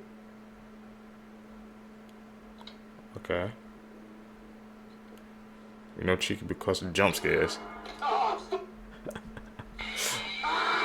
I told you.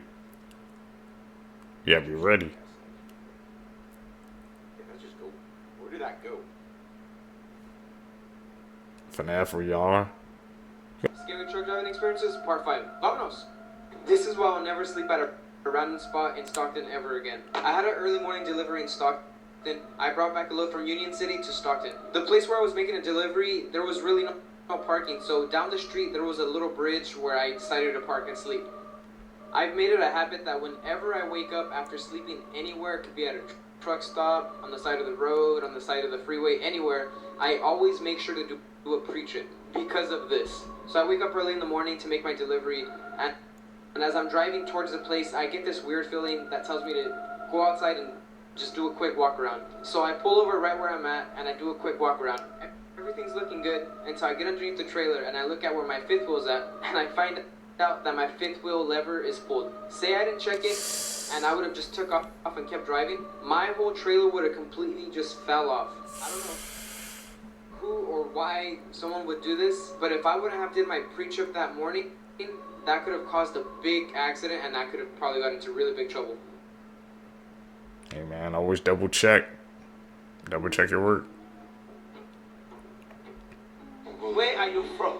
I am from the deepest ocean. The deep ocean. Yeah. What are you doing there?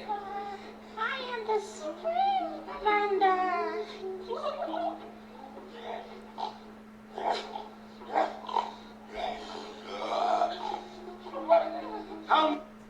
What the? Okay, yeah. That was the priest, man. It looked definitely like he was trying to perform something. Get it out of his body and system. Seekers, that's it, man, for this reaction video for you guys today. If you guys made it with me to the end of the video, you're a true seeker seeking the truth. Thank you guys for tuning in. Make sure you guys leave a thumbs up, comment down below, hit that post notification bell. You guys are going to catch you in the next one, man. I'm out. Peace, YouTube.